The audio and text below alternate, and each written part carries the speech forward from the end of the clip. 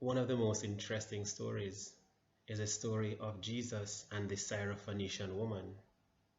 Jesus was taking some time out to rest, but the people, as usual, hearing of his whereabouts, they come to where he is, and there's this Syrophoenician woman who comes.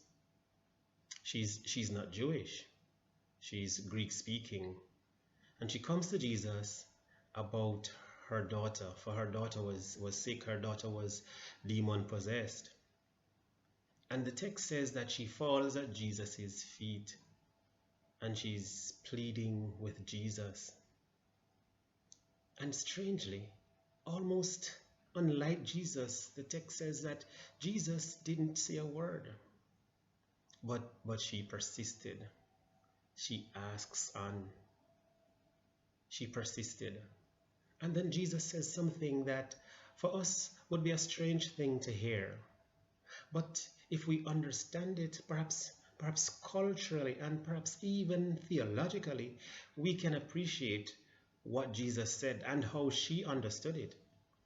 Jesus says, in almost in a parable to her, it's not good, it's not right to take the children's bread and give it to their dogs. The statement did not deter her. To the Western ear, it sounds as if Jesus was insulting her, calling her a dog. But nothing could be farther from the truth. What Jesus was saying to her is this principle that is very well known at the time among the people, those who heard. It is not good to take the children's bread and give it to their dogs, was an expression to say that to the Jews first, the message of salvation, the coming of Messiah, to the Jews first.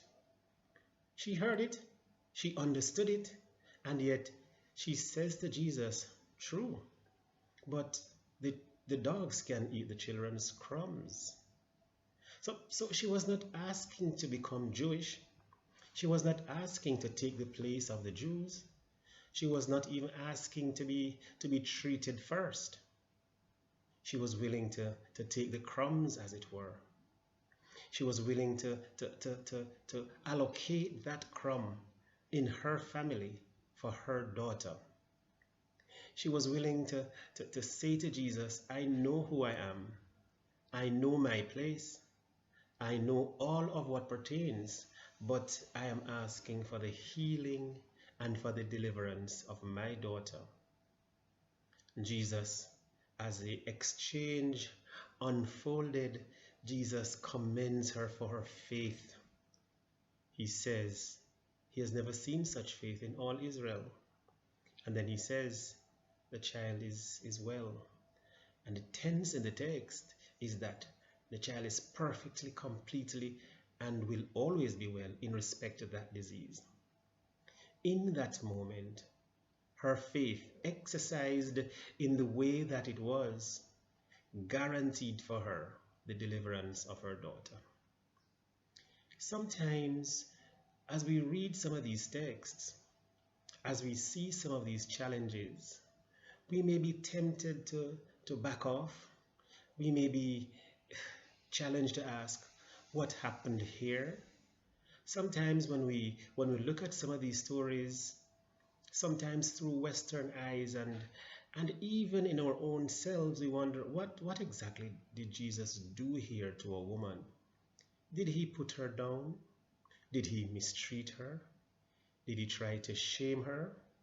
Well, look at the story from the woman's point of view. Did she feel put down? Did she feel shamed? Did she feel like she was being insulted by Jesus? None of those. She had and she held a perspective that brought her faith to the fore.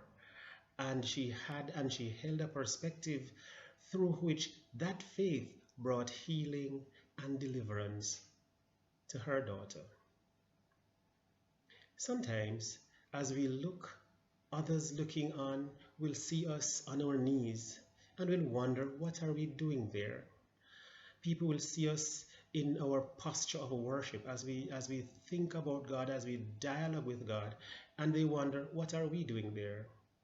We know what we're doing there because our faith will come true and God will answer.